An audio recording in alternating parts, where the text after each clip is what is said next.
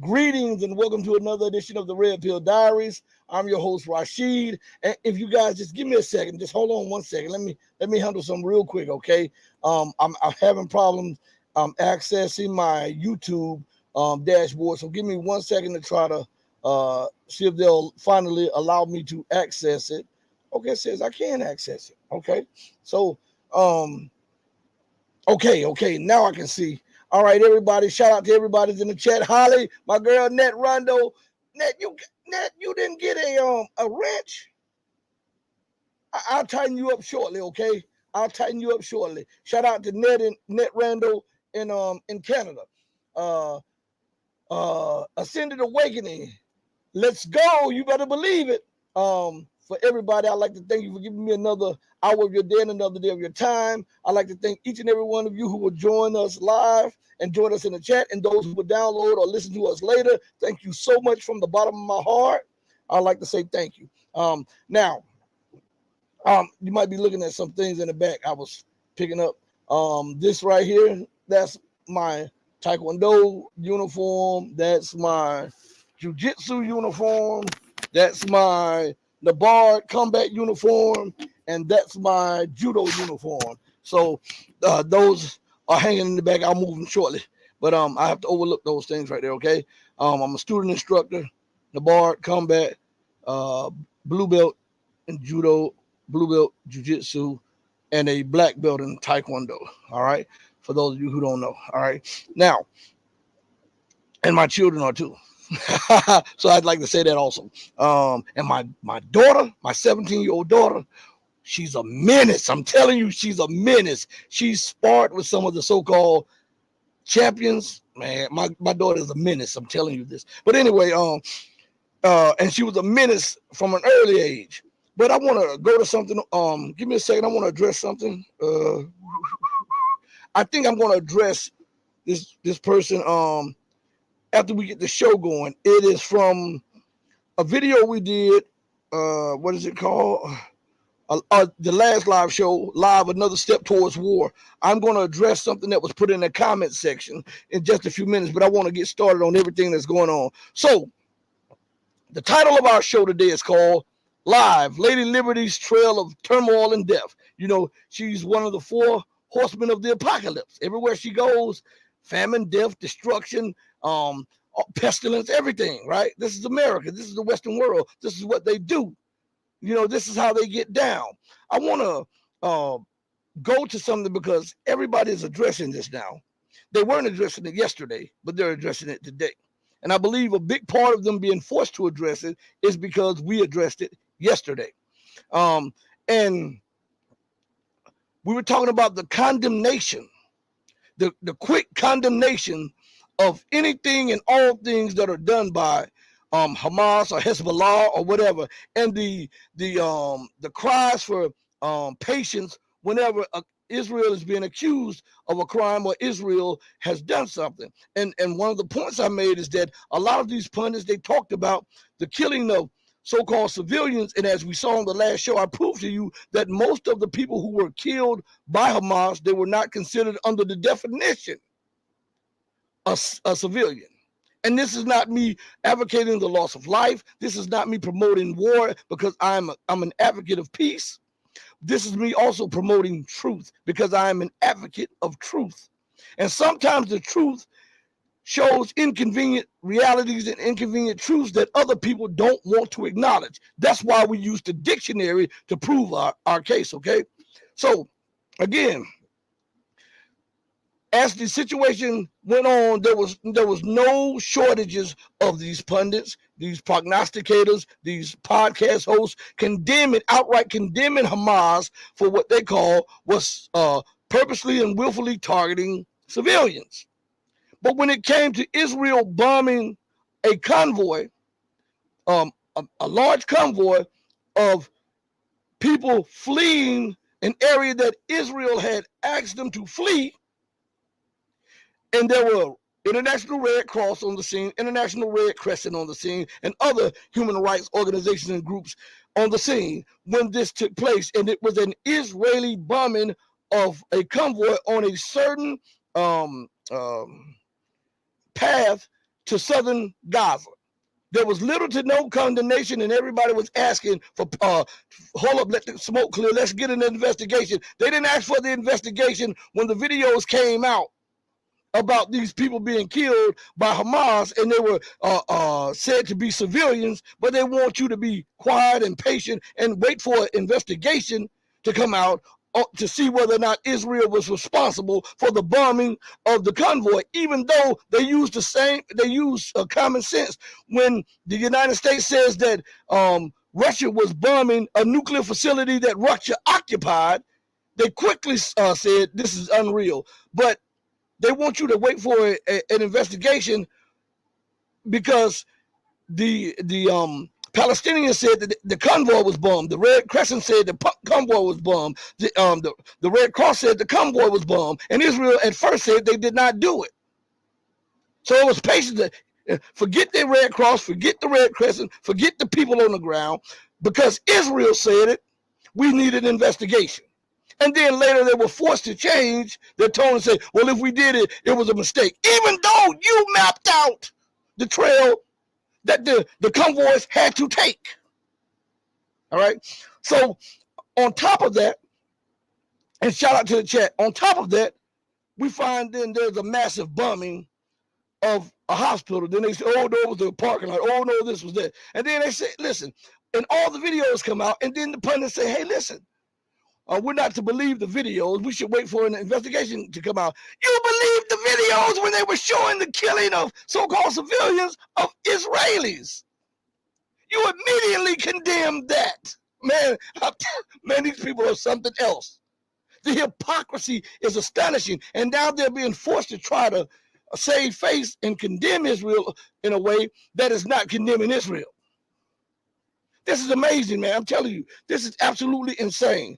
So Relevant Spot. Relevant Spot said something on the about the video that I will address. Wait a minute, let me make sure that I am. Let's see. This is what I need right here. Let's see if we can download that real quick. Yeah, that one. Let's go to another one. All right, Relevant Spot. We'll see if we can do this. Now, excuse me. I want to bring to attention. He says this, fact check. So he wants to fact check me. So let's go to something. Let's go to the definition. All right, here we are. The meaning of fact check means to investigate an issue in order to verify facts. Okay. Now, he said fact check, which means that what I was saying to you and proving it to you by the articles, by the videos, by everything else needed more proof, and that wasn't enough. Okay. All right. And he says, fact check. IDF did not bomb the hospital. It was rocket failure from the Gaza side. That's what he said. Right. Okay. We'll see. All right. We'll see. We'll see if that was the case. All right. Give me 1 second.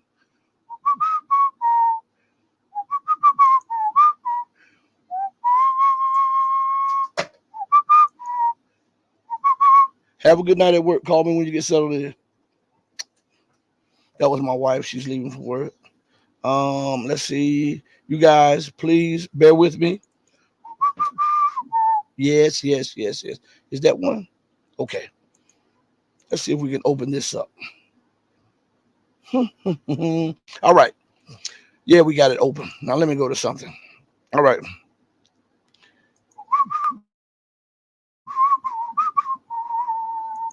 What is going on here now?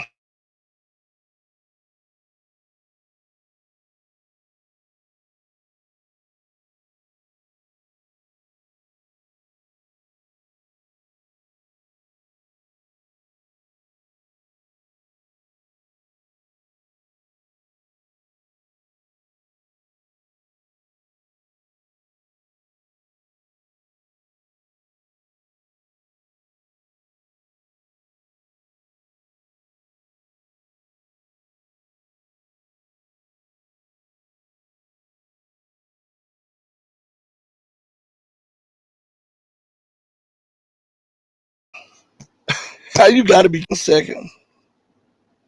Let me go to my phone real quick and see if I can. I'm frozen.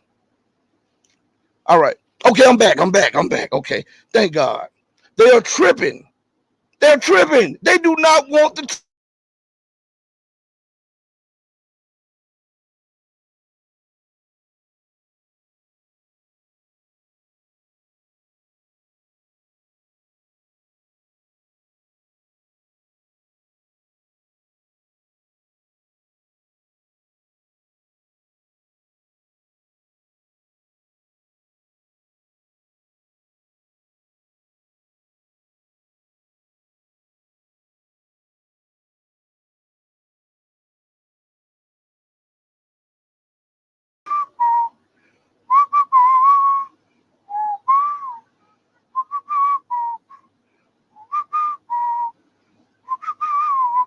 I don't know what they are doing.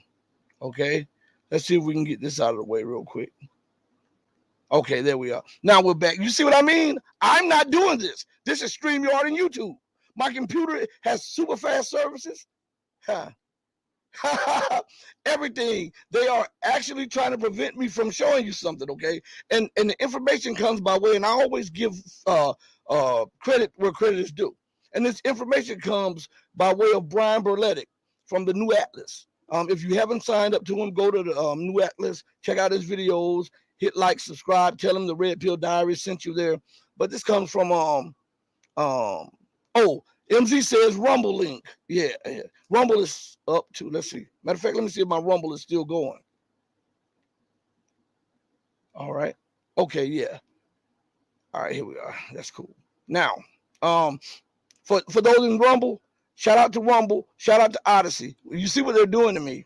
But it's okay because we're going to be doing sometime this week. We're going to be doing a exclusive on Rumble anyhow, so it really doesn't matter. Richard Mercer also leaving. Yeah, Richard Medhurst, he did a wonderful job. I saw one of his videos the other day. He actually did a wonderful job. He was one of the only ones that had the cojones to call an ace a ace and a spade, right? So I give credit to him. But let's see if I can pull this up before they start messing with this again, okay?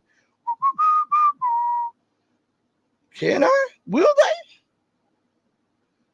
I think they are freezing me out. It cannot be. You cannot be doing this. Are you serious? All right, let's see. If I get frozen out, everybody stay where you are. I'll try my best to get back on quickly. You know what we deal with this. All right. So let me see if I can bring this in for you guys. Give me a second. Here we are again. They're doing it again. God dang it. Screen. Let's see. Download files, lady. Let's see. Is that a picture? Let's see. Yeah, that's the picture. Let's share this on the screen. All right. Let's see if it made it to your screen. Is it on your screen? All right. Do you see for Mr. Fact, Mr. Relevant Spot? Do you see that name up there? Hanania Naftali. You see that guy right there? He works directly for Benjamin Netanyahu, the Prime Minister of Israel.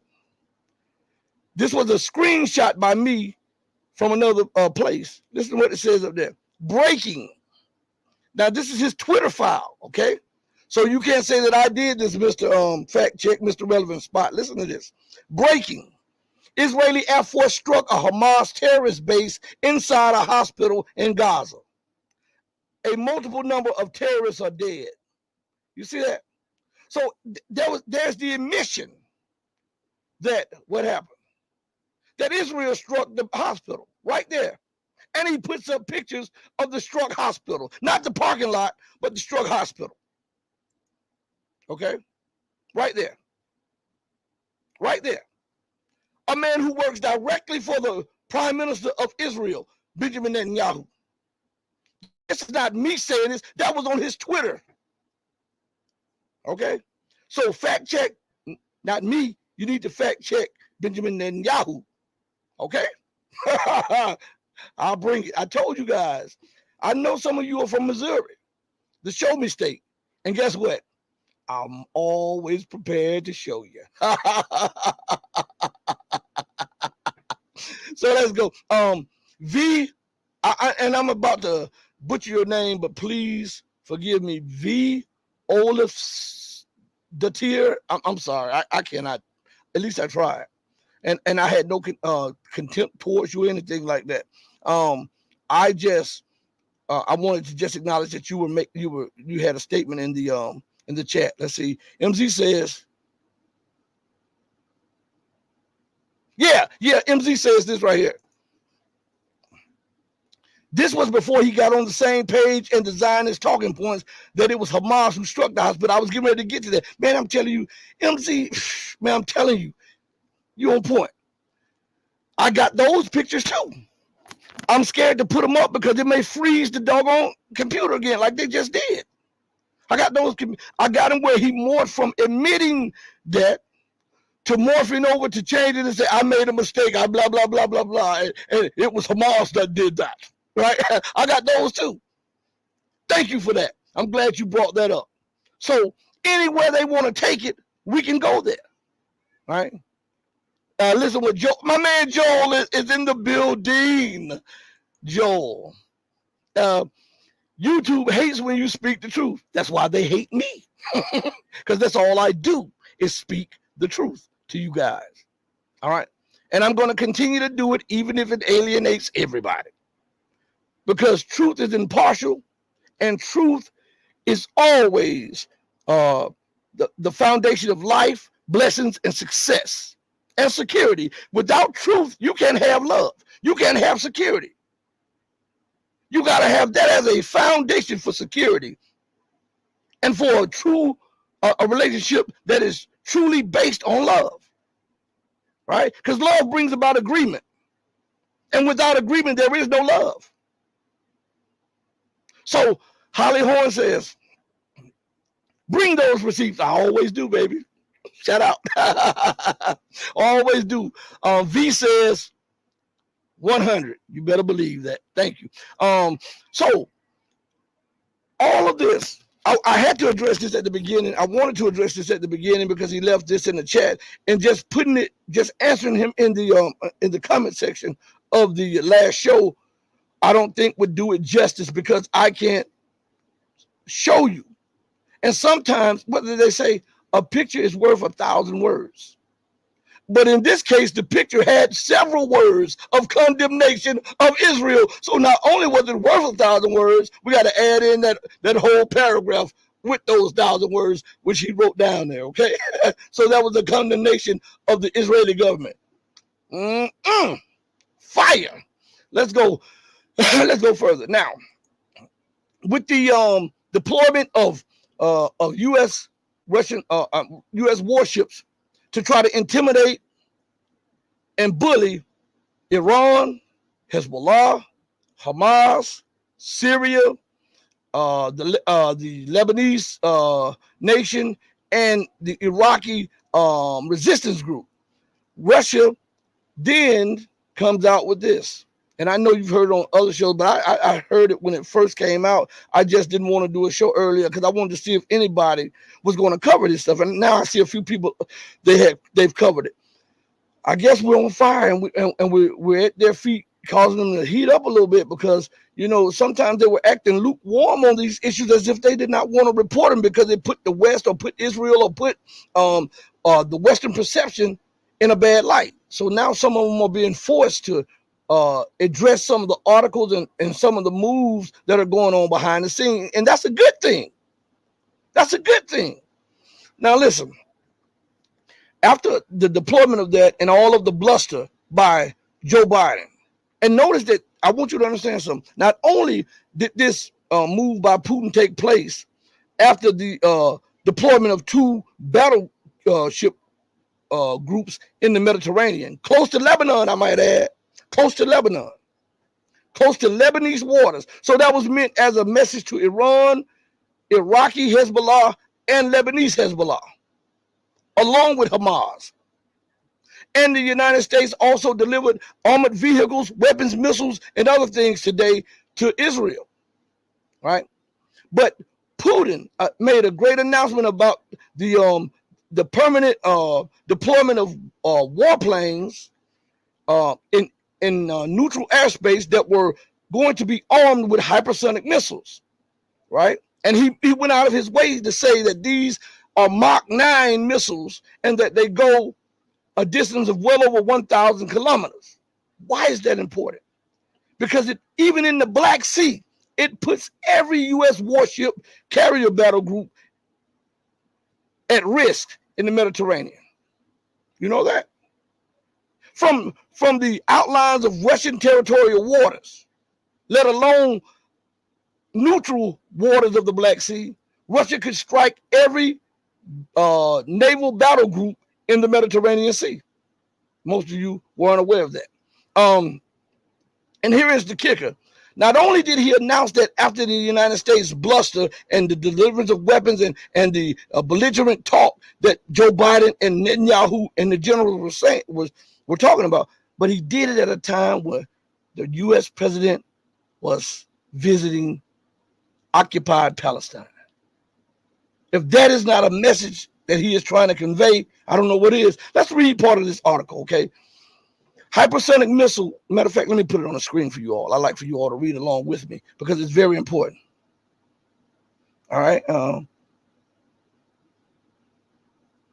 What is it? And why YouTube demonetized this channel for? Brian is good. Oh, okay. Okay. Let me see. What? Okay. So I'm gonna put the article up and we'll read it together, okay? Boop, boop, boop, boop, boop, boop. Here we are. Everybody, I want you to read along with me. Excuse me. It should be up on your screen right now. All right. Hold on one second. Okay. The article is titled Hypersonic Missile Armed Jets to Patrol Black Sea, Putin. The permanent deployment is a reaction. It's not an action. It's not intended to be offensive. It is a reaction. Remember what I told you all? According to the laws of science, every action will incur an equal or greater reaction or response, right? Those are scientific laws. So listen to what this says.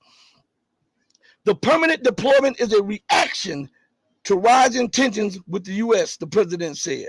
So he made it no secret that this was in reaction to the deployment of weapons in Ukraine, the constant provocations on Russia's borders, and the deployment of warships, weapons, and troops to the Middle East. Remember, let's read this sentence again. The permanent deployment is a reaction to rising tensions with the U.S., the president said. Russian President Vladimir Putin told journalists on Wednesday that he has ordered warplanes to conduct regular patrols of the neutral airspace over the Black Sea. Our MiG-31s, and remember what those are, right? Those are the fastest interceptor missile planes in the world. So they can be deployed, and they climb the highest height of any warplane, I believe that. I think, yeah, that's the MiG-31s. They can almost go into space. They can go up so high up to an altitude that it's almost space like. And I believe this is the only warplane that can do so.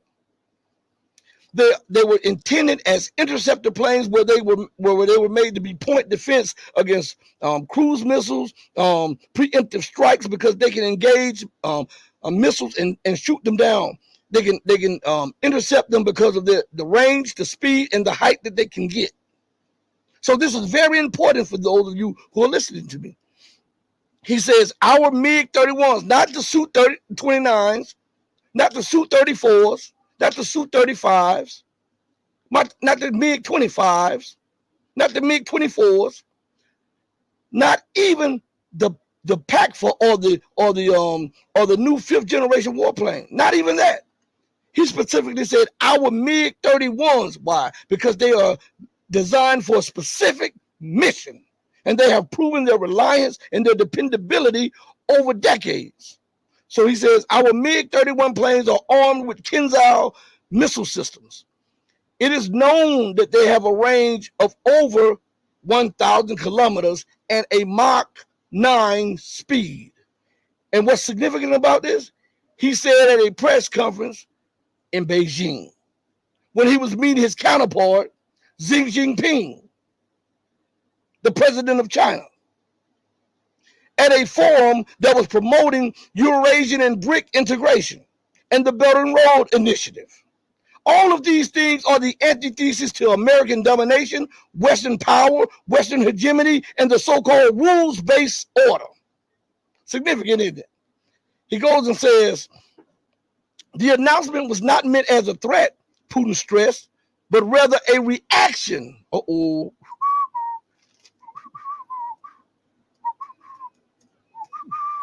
According to the dictionary, the word reaction means an action. First of all, it's a noun. An action performed or a feeling experienced in response to a situation or events. Response, answer, reply, rejoinder, retort, reposit, feedback. Remember what I said? Every action receives a what? Equal or what? Greater reaction. Okay? So this is a response, an answer, a reply to the moves and the provocations by the West. So he says, let's see. He says, where is it at? Man, they're in there. My kids are in there right now making so much noise playing that video game. It's ridiculous. Let's see. Where is it? Okay. He says, the announcement was not meant as a threat, Putin stressed, but rather a reaction to the escalating instability, particularly, listen to what he says, in the Middle East.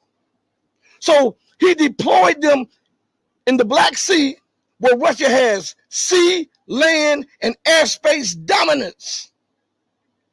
But they have great protection because of all of the air defense systems and point defense systems to protect their flight. But he deployed them with a certain area in mind. The Black Sea was not the area in mind. He says, but rather a reaction to escalating instability, particularly in the Middle East. He mentioned the U.S. deployment of 2 carrier strike groups to the Mediterranean Sea in support of Israel as a factor. Boom. You see that? Do you see that? So let's go further. It says, as stipulated by Putin, the range of the hypersonic weapons potentially puts the eastern part of the sea within striking distance of Russian patrols. That means Russia does not have to spend a lot of money with the deployment of more warships and warplanes and troops to the Middle East. They have a checkmate on hand with the Kinzhal missile and the other missiles, which have ranges over 1,000 kilometers, which once fired, the U.S. and their allies could not react to them because they are hypersonic. They would not know what hit them until about 2 to 3 seconds before the missile hits. Isn't that something? And they're not ground launched, so it's even harder for the West to detect. These are on the highest flying planes, the MiG-31s. So this was intended as a strategic message to the belligerent empire and her minions. You understand? If you continue to escalate, you're going to force our hand. Okay? Let's go a little further. It says,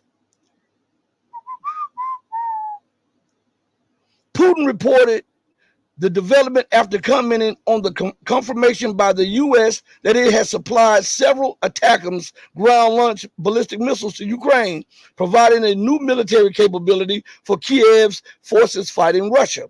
The president called it a mistake for several reasons, such as dragging the U.S. deeper into the conflict. Let no one say they have nothing to do with it. We believe they do. And listen, what he just said is very paramount to what just took place. Russia's perception is that America is not aiding Ukraine. America is a part and the instigator and the promoter of the war in Ukraine. They are supplying the money. They're supplying the propaganda. They're supplying the weapons. They're supplying mercenaries. They are supplying the sanctions.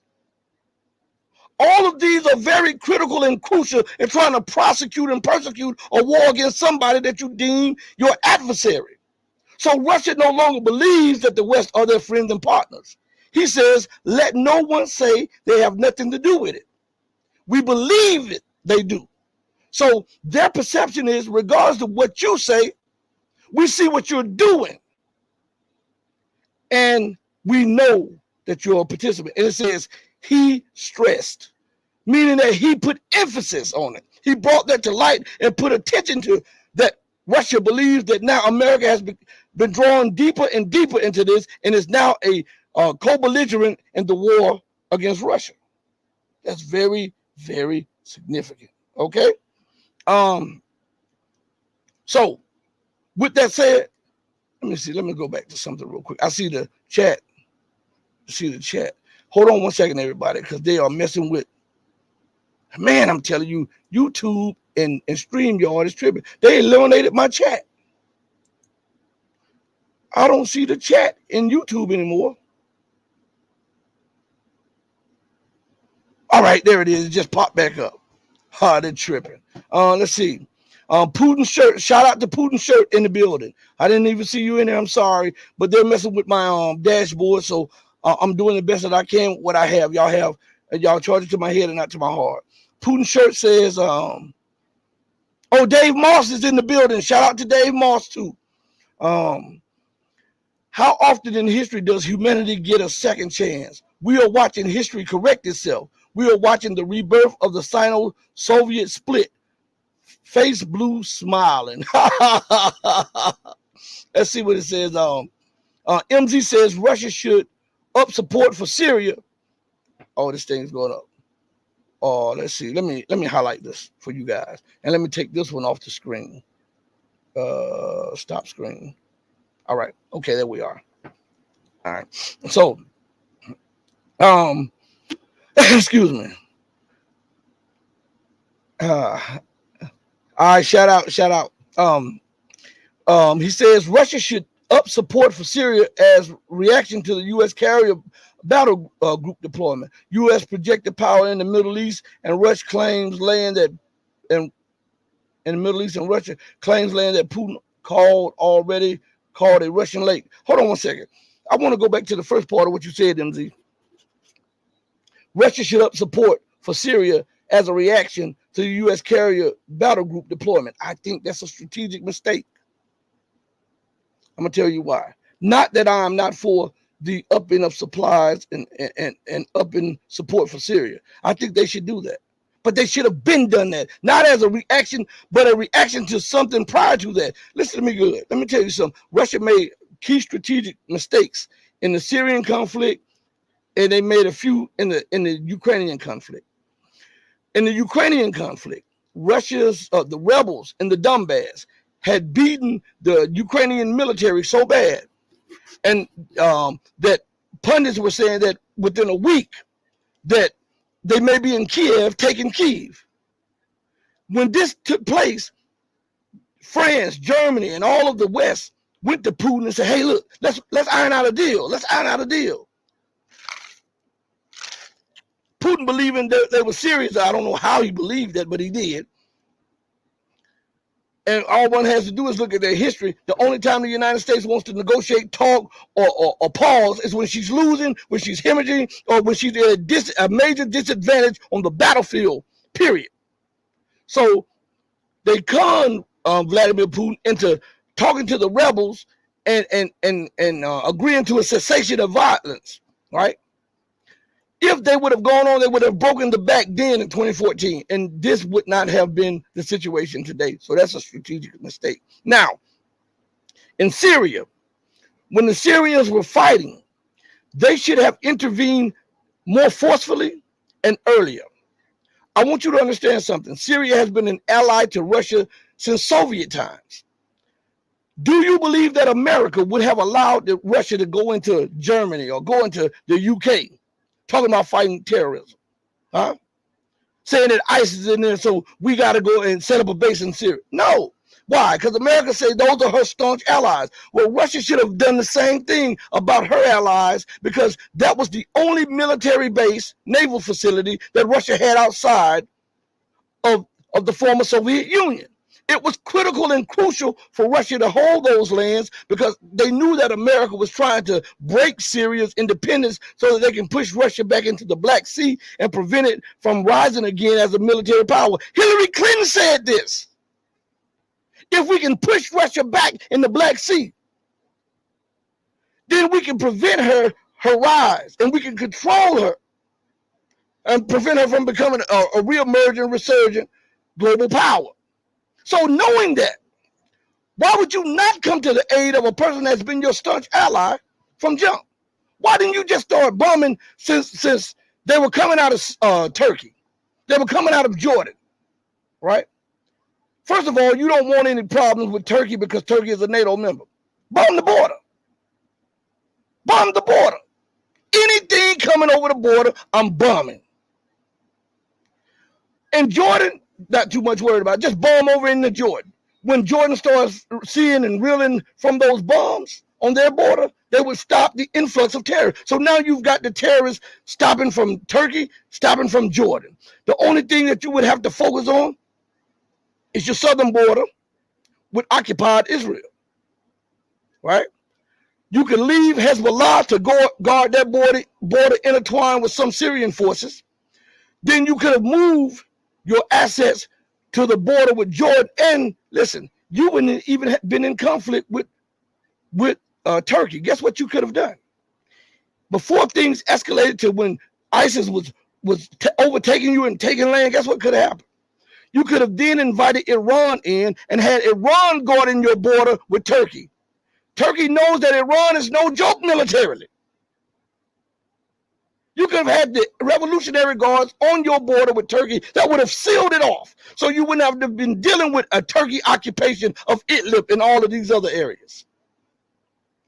Your forces would have been on the Jordanian border, preventing any influx of U.S. forces in that region.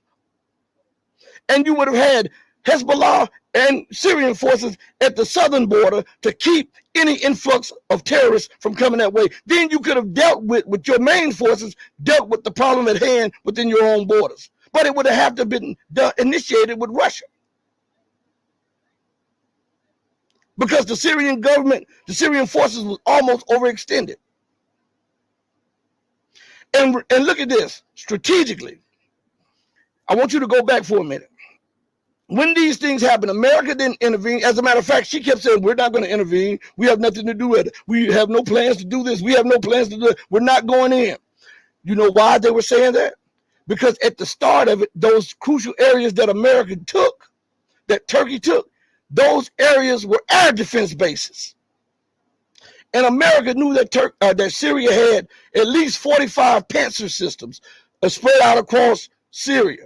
They had upgraded S-200, and they had a few Buck systems. So anything flying in from Turkey, anything flying in from Jordan would have been dealt with. Anything.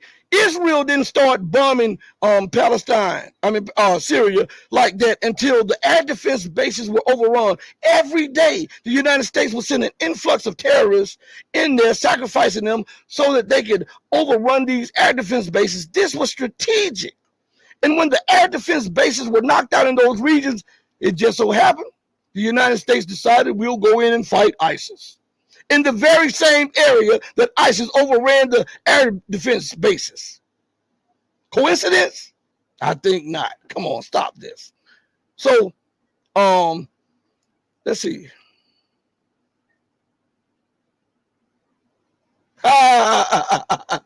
Russia should be in the power projection game. I think Russia's more concerned about his own business at this moment to get the United States off his back. The empire is unrelenting. Listen to me good. We look at it because we're not in the position of those nations. But you got to understand something. The empire is unrelenting. And they come at you. Look how they did, taking down the air bases. Strategic. They sent, it was thousands, tens of thousands of these paid mercenaries were slaughtered. They were sacrificed so that the United States could eventually get her feet into those areas so that she can occupy that area. And then she could be a player in the conflict resolution of Syria so that she can maintain some semblance of power. She did this deliberately. She is unrelenting. She will not leave Iraq after all of these Iraqi resolutions. She won't leave Yemen. She won't leave Somalia. She won't leave Northern Africa. She won't leave Colombia. She won't leave Haiti. She won't leave her areas in Asia. She won't leave Europe. She won't leave Eurasia, not willingly. She's unrelenting. And when you have a power that has 5,000 to 10,000 nuclear bombs, and say what you will about America, but she still is a hell of a fighting force now. And have some of the capabilities that she has. And is, as of today, still has the world's reserve currency. That's an unrelenting force on your throat, bro. I mean, she's not picking her foot up. She's pressing it down on your jugular vein. And Russia knows this. So Russia should apply pressure to the U.S. in her weak spots. I get you. But Russia wants to play point defense, and I don't think that is going to get America off her back like that. Let's see. Oh yeah, Joel. Joel says, don't forget about the Avangard ICBM hypersonic missiles that can maneuver in flight. Man, I'm telling you, Russia has some weapons that's something else. But and listen, I want you to understand something. And this should give you a picture of this situation. With all of these new technologies and new weapons that Russia has, and Russia's advancement in them have left the U.S. in the dust, and China's advancement that has left the U.S. in the dust in certain technological areas that are vital to national security and also to the military. Has that stopped the United States from provoking Russia and China? Huh? I'm asking this because this is something that we should think about.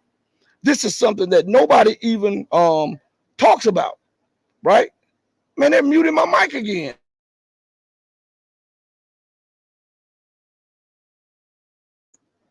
Come on, YouTube, stop muting my mic. Oh, not YouTube, StreamYard, I'm sorry. Stop. They are tripping. I'm sorry, everybody. I can't do anything about this. I'm doing my best. Let's see.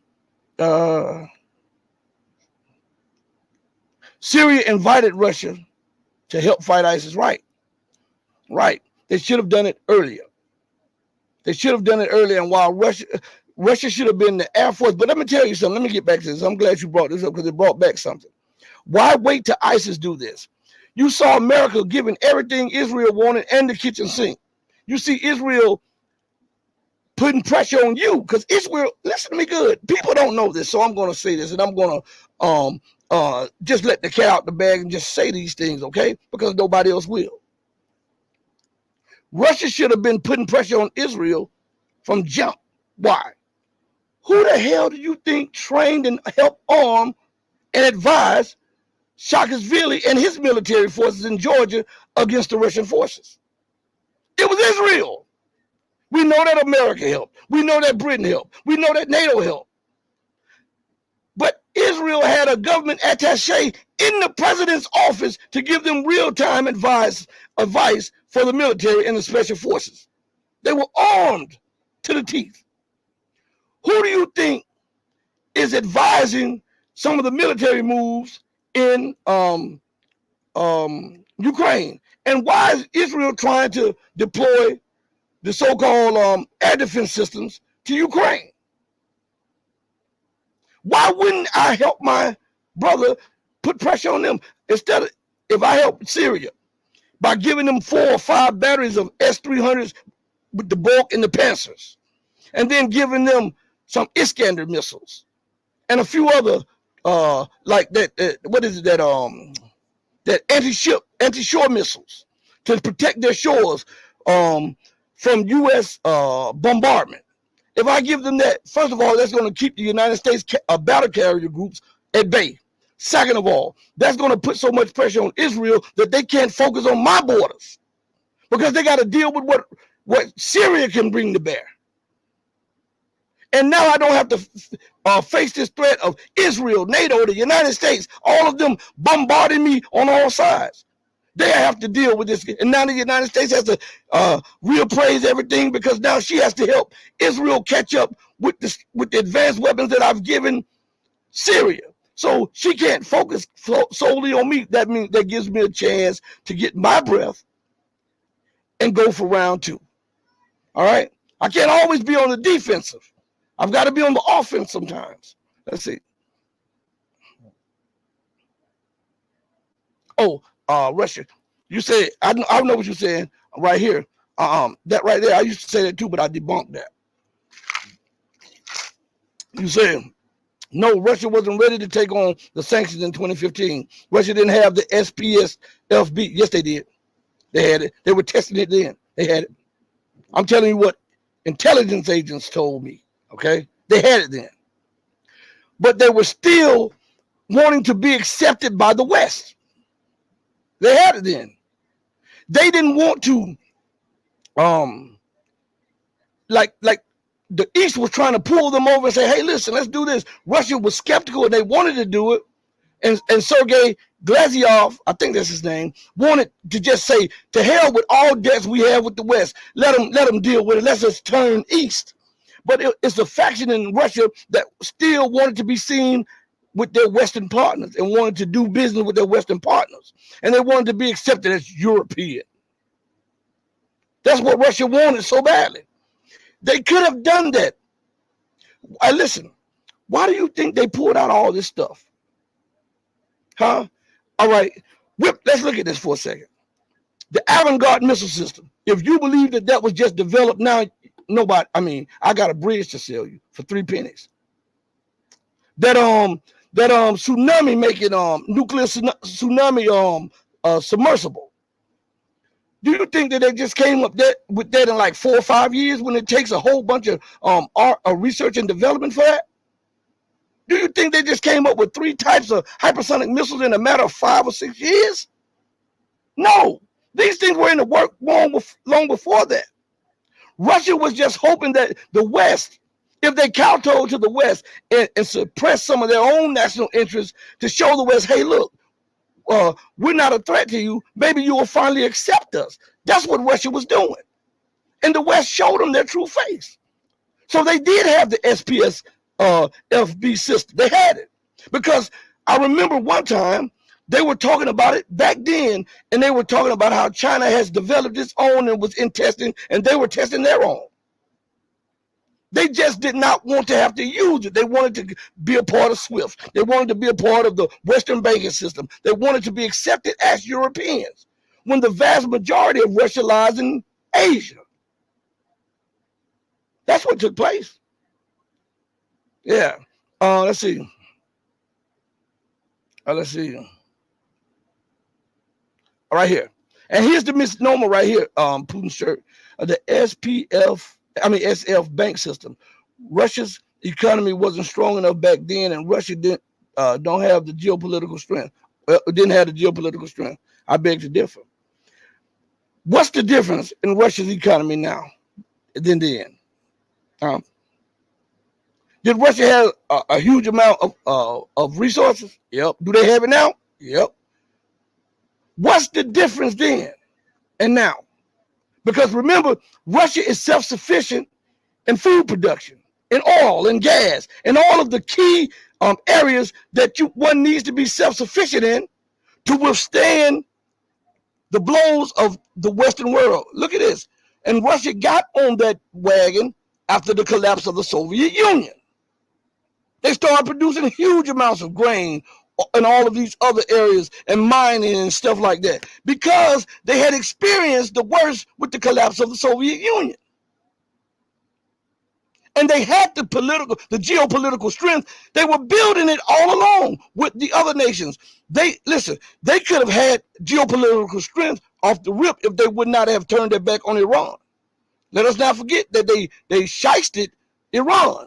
Iran had paid them for defense systems and wanted to be as a staunch partner, but Russia said, no, we're going to abide by the U.S. sanctions, even though Russia acknowledged that they were illegal. Iran had to sue Russia to win those air defense systems that Russia so readily gave to a NATO member, Turkey, without any problem. So again, what do they have today when we talk about the economy that they didn't have then? All right, let's go. Let's go to further. All right, David Moss. It says, in 2015, the Chinese would not have bagged the Russians from major sanctions. Okay, that's speculation. That's your opinion, in my opinion. Okay, in their opinion. But what we're talking about at this moment is facts. And I'm saying that Russia's economy had the same thing yesterday that it has today. It's just that Russia was trying to appease the West. And when the West stabbed them in the back multiple times, then the illusion was no more valid. So they had to pull up their panties or their underwear and stand up. They already had the underwear. They just refused to pull them up. It took the West stabbing them in the back to make them pull them up. China, we cannot say that China would not have bagged Russia from major sanctions, because we say that China doesn't bag North Korea, and yet, but because the United States sanctioned North Korea, and all kind of goods find their way to North Korea from China. We say that China would not have bagged, Iran was under severe sanctions and threats. China was still selling Iran, the COA, anti-ship missiles and all of this stuff. So why wouldn't it sell it to Russia? And Russia is a big producer of oil and gas, which would have secured China's economy against the choking off of its economy if they got out of pocket with the United States, because the United States has set up a string of pearls to choke off the oil and gas for the Chinese economy in the event of war. Why wouldn't you have helped Russia when you know the benefit and the trade-off would have been to secure your oil and gas in the event of conflict with the U.S., because you know it's coming? So to say that they wouldn't is speculation. All right, let's go further. Yeah, MZ. I'm with MZ. I just said it. MZ says it too. Russia should have acted sooner in Donbass, just like in Syria. Facts. Oh, and he says he means when he said power projection, he says power projection and getting the West off your back is one and the same thing. When I view it from when you say it like that, I agree with you 100%, MZ. But the other way, I don't. You understand? Because it looks aggressive. Let's see. Oh, and by the way, let me go back to something on this Russia deal, okay? About this economy, to show you that they were prepared for this back then. So Russia knew that America would not stop. And when America did what she did in Ukraine, I think that was the straw that broke the camel's back, okay? Now, I want you to think about this. This is a little known or little acknowledged fact that took place. Russia could have they knew the U.S. was going to sanction them. They knew the U.S. was going to, and the West were going to freeze assets. They knew this. They could have shifted the assets out of those countries and brought them back. And a lot of people say they did recover most of their assets back into Russia, even though the official line is that the United States and Europe sanctioned $650 billion from Russia. Okay. Now, here is something. While the world was saying that that the West was stealing resources, I believe Russia left some of those resources there so that when this thing went down, the world would see the criminality of Western policies. See, it's one thing to say it. It's another thing to watch them break all of their own rules. It's another thing to watch them tremble over their own laws and international law, because they're spiting you. And the world saw this in real time. And all the U.S. and Europe kept saying, we want to bring Russia to its knees. We want to sanction Russia. We want to do this. And they claim to have frozen $600 to $650 billion. Well, I did an article on this on Patreon, and I also, you might be able to Google it still. With the swipe of one pen, Putin recovered most of that money that was supposedly sanctioned. And I'm going to tell you what he did. He signed a presidential decree. This went over everybody's head. And when I read the article a few times and I asked a few people in the know about it, I said, isn't it tantamount to him taking his money back? And they were like, oh, yeah. I never looked at it like that. He signed a presidential decree that foreign companies, they did an investigation of how many in dollar denomination, how much money or assets were being held in Russia. And with the swipe of a pen, he made sure that at least 600 to 650 billion of it could not be transferred. He didn't seize it. He made sure that it could not be transferred out of Russia without prior presidential approval. You understand? He was tactful in what he did. So that means that he was chess moves ahead of what they would do. He figured that they would do X, Y, and Z. And then when they did it, what he did was a reaction in the eyes of most people. The chess move, a judo throw. So he secured the interest of Russia by not seizing Western assets that would make other investors be like, oh, Russia's doing it too, so we don't know where to put our assets. No.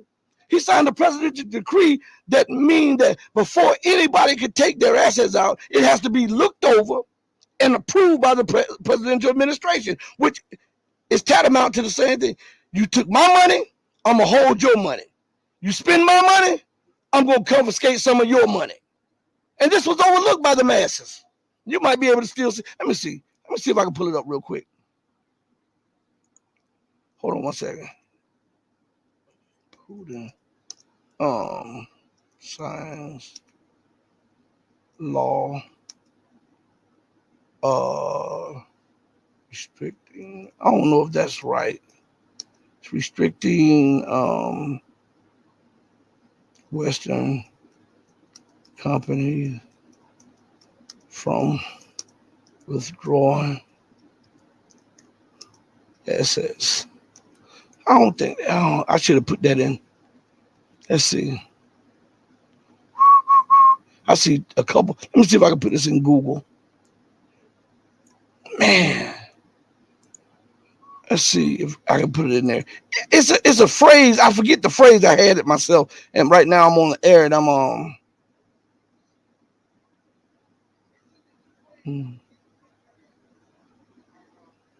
Oh, is that it? Is Reuters reporting on it? Hold on. This is not the article that I was looking for, but hold on one second.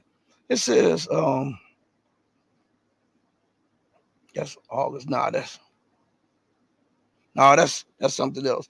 But it was an article on RT and on Sputnik. Let's see.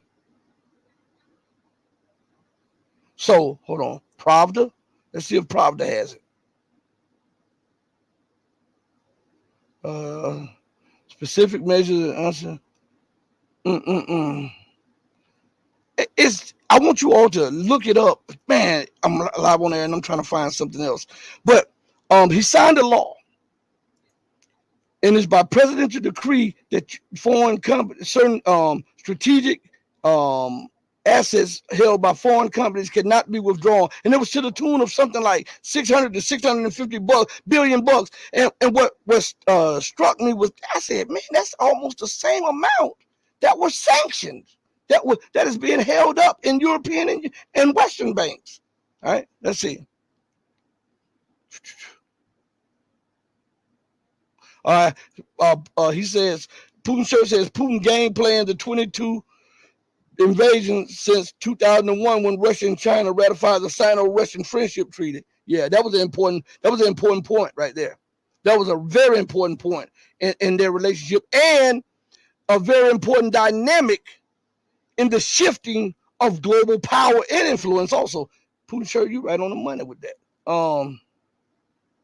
Net Rando said, and I know I used to have this. I used to have the clip when John Kerry straight up admitted support for ISIS taking Damascus. Yeah, I used to have that. They took Press TV down, and Press TV used to have all of those clips about U.S. officials admitting to arming and training and funding ISIS, and even transporting them from one area of Syria to Iraq and to Afghanistan and back and forth whenever they needed them.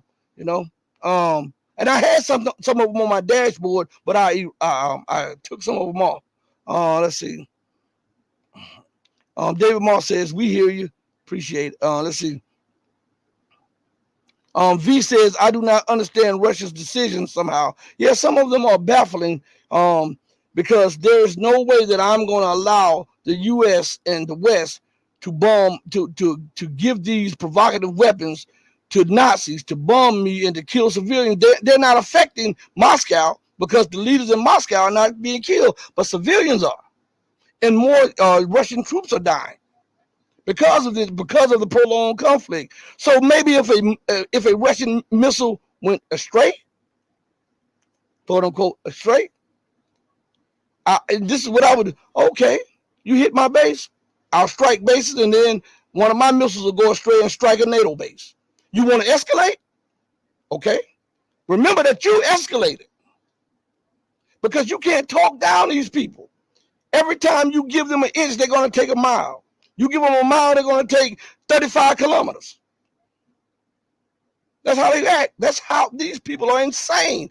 People don't know how deranged these people are. And V, I know what you're saying. Sometimes, I mean, true. Sometimes. All right, here we go, right here. It says, while the West is preoccupied with this stuff, China can now comfortably extend their lead in all aspects. They didn't have to be preoccupied. China was doing it anyhow. Think about this. The greatest advancement of the Chinese took place when there wasn't no conflict with Russia. You understand? So they were in the lead anyhow.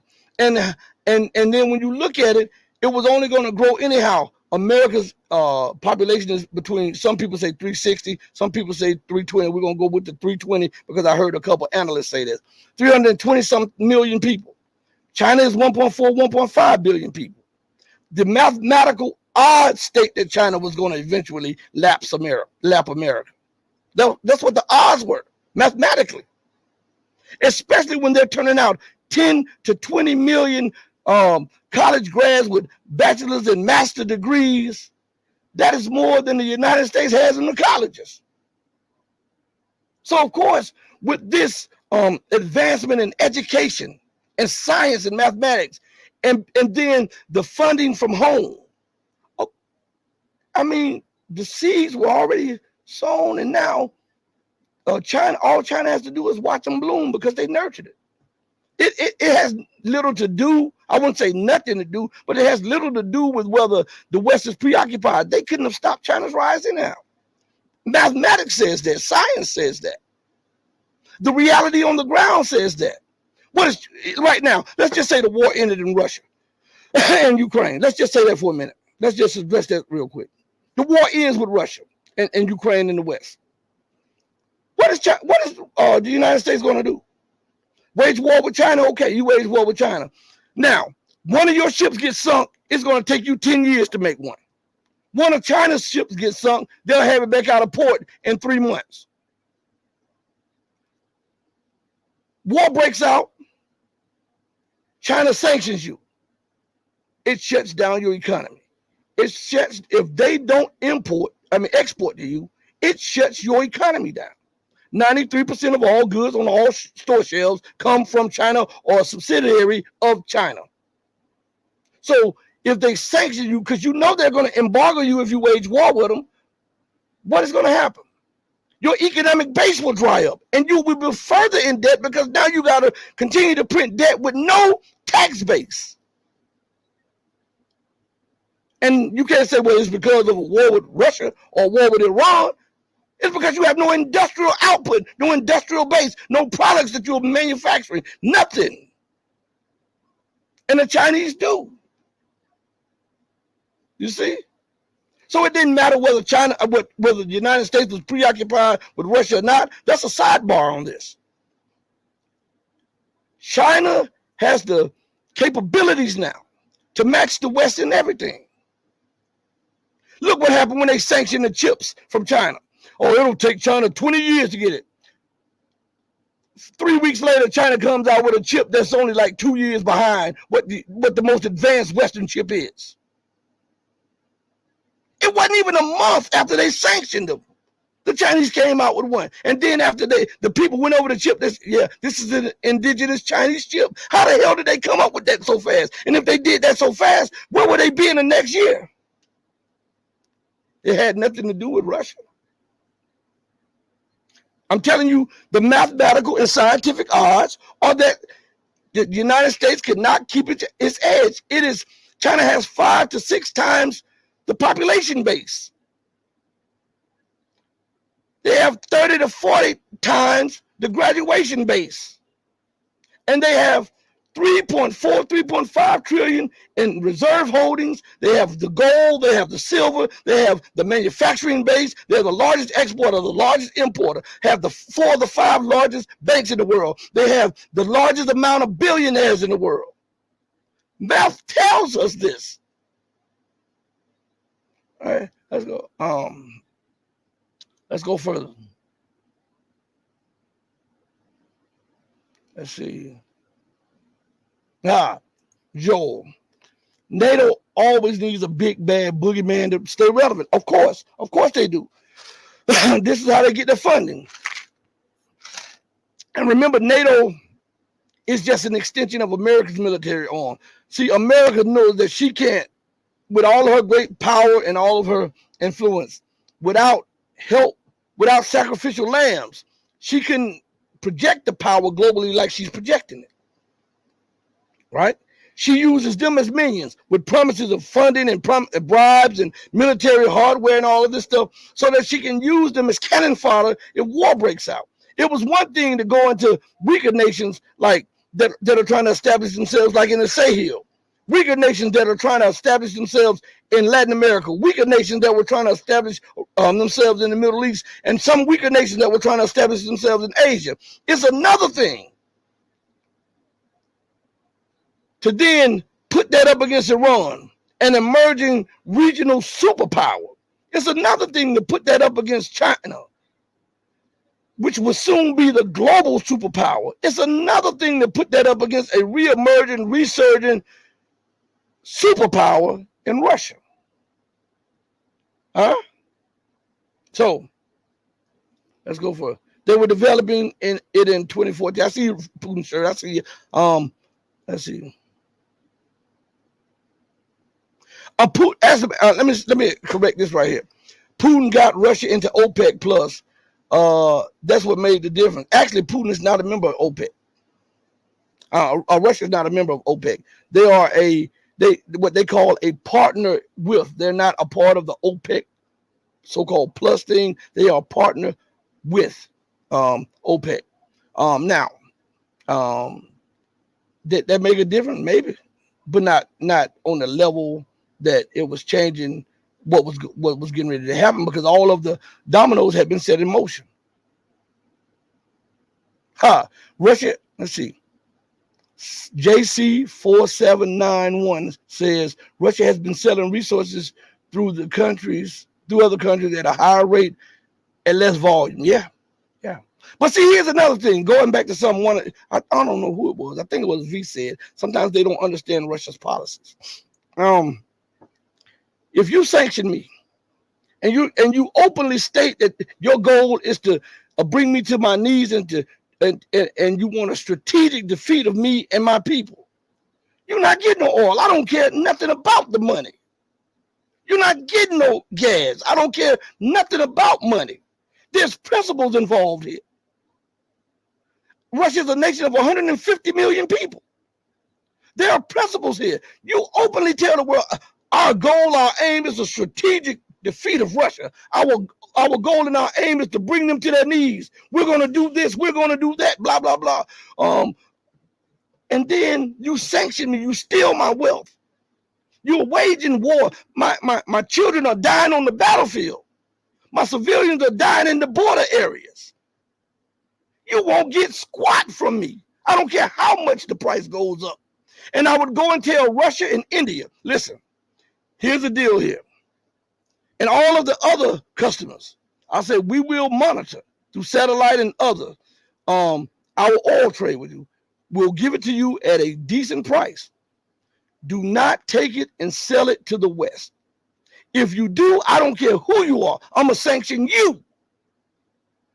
Because if you are my friend and you see these people hurting me, you don't go and give them more ammunition to hurt me.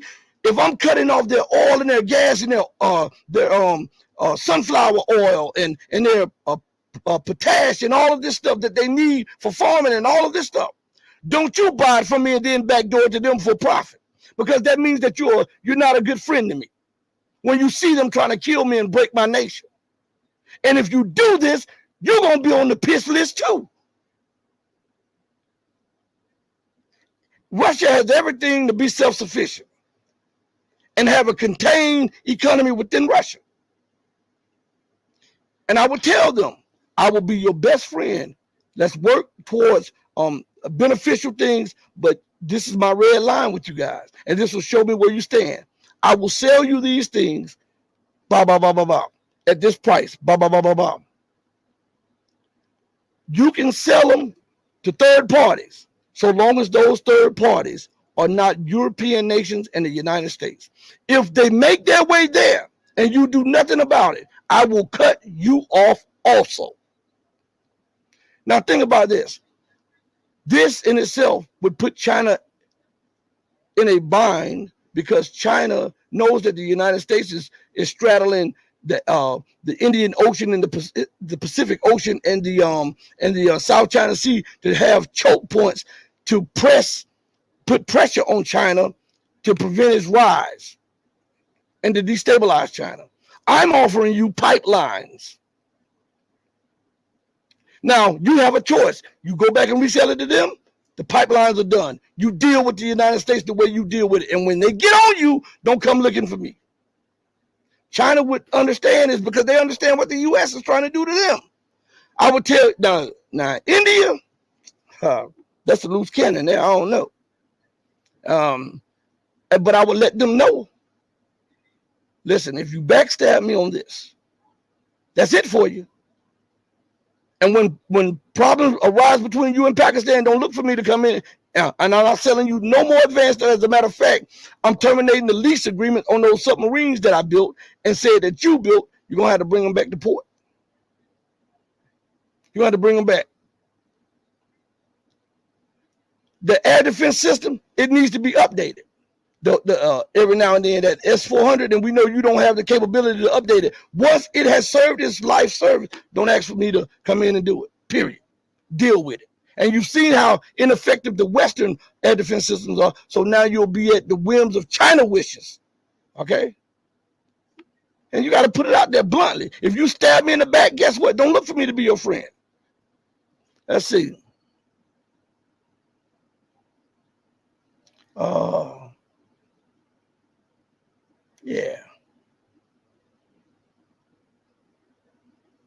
Yeah, David Moss. Yeah, boom, right here. Yes, at Rashid. The Russians wanted to build the power of Siberia 1 and 2, but the Chinese dragged their feet on the second. The Chinese wanted to diversify their supply lines. Yeah, they wanted to. They didn't want to be totally reliant on Russia, and at the same time, they were trying to get a better price, because at the time Russia, it was asking for, I think, market price, and they were giving the Europeans a lower price, and China was saying, hey, I'm your ally. How come they get knocked down prices, and I'm going to be buying huge volumes from you that will make up for your loss over there? And so it was a little back and forth, and now both of them have been pushed to the table where both is beneficial to both. All right. So look, David Moss says the Indians historically got their energy from the Middle East. So say, for instance, let us just say they get their energy from the Middle East. If they backstab me, they'll have to get it from the Middle East. They wouldn't get it from me if I was Russia. You can believe that. If I'm your friend, I'm your friend. You can count on me. I'll give you the shirt off my back. You backstab me, you can't get squat from me. All right? Because you've shown me your character. Let's see. Let's go. Exactly, Rashid. Holly says, exactly, Rashid. So this is what I'm saying. Kali Beans in the building. Yeah. Shout out to Kali Beans. I'm trying to scroll down real quick. The chat is jumping. Listen, everybody, it's been good to see you. We're going to be streaming tomorrow, God willingly. If nothing comes up, let me share a little story with you all, okay? Before we go off there, to show you how they mess with the show and everything. So, it was earlier today. I was at my mother's house, and we were drinking coffee, and I get an alert. Now I've already set the show. I've already told you guys yesterday that we're doing the show. So I get a text message from the cable company that does the internet. Your internet has gone down in your area. The surrounding areas are okay. We'll send someone to investigate. Now check this out. It happened right around the time that I was getting ready to come set the show. Isn't that something? And then we come on the show and we have these problems. These things are not just by chance, okay? These things are not by chance. So if I tell you we're going to do a show and it doesn't happen, something came up family-wise, or I had to handle some business, or guess what? They're playing around, messing around with stuff, trying to block the show or whatever.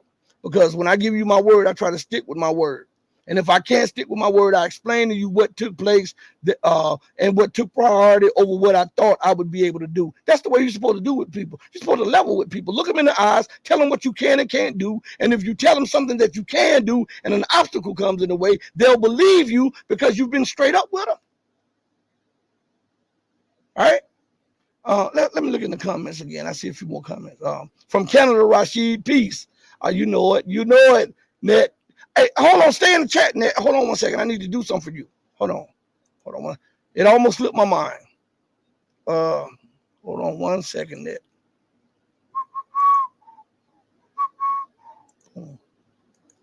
All right. Yeah, it's done. Let's see. So, yeah, I took care of that for you.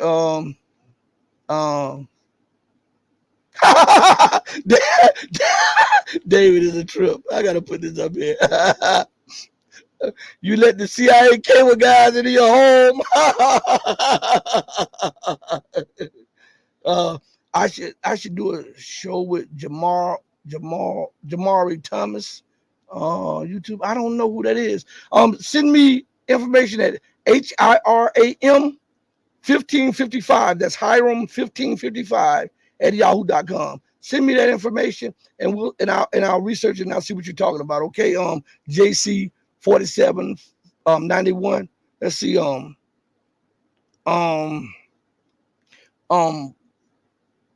B1 B1, I know I'm butchering this, B1 1990er. The West sees India as its preferred natural ally as opposed to Africans or Chinese. This is the Indo-European connection, and they want to, and they think, because you got to understand something, India still is not over colonialism. That's why they still have a lot of ingrained racism there, right? And that's why the lighter people ascend to the power. They say this. I'm telling you this to the top echelons. And when the British left, I continue to tell people, when the British left, they just didn't leave all nilly-willy and say, "Oh, it's over." No, they put plants in position of power in their former colonies, and that's why you have India wanting to lean with China and Russia, but every now and then you'll see them do something to upend whatever progress they made, and then they'll start leaning towards the U.S. It's a power struggle there. And India has these visions of grandeur. They want to be the top power.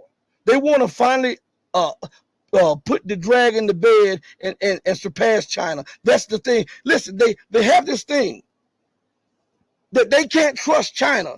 Now, mind you, India can't pick its borders up and go into the West or in Europe. They have a border with China. They amplify the disagreements with China. And they say they cannot trust China. And yet they have no problems signing on with the Quad. The Australia, New Zealand, the UK, and the United States. The UK and the United States being the epitome of colonialization, and New Zealand and Australia being one of their launch pads of colonialism.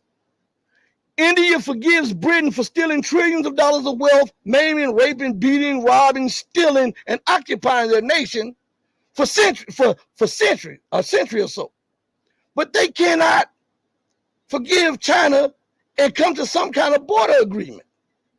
Cognitive dissidents, they are suffering from Stockholm syndrome. I can't deal with this person of color, but I can deal with my former colonial master, because if he says something, I'll believe it. This is crazy as hell. But this is what we deal with on a daily basis, okay? Listen, it's been real talking to you all. I got to go. I love you all. If you love truth, know that the love that I have for you will always pale in comparison to the love that the divine supreme being has for you. Until we next speak again, stay strong, stay true, but above all things, stay righteous. And you know I got to go out the way I came in. Hey, mama, your baby boy loves you more than life. Deuces, everybody. Thank you all from the bottom of my heart.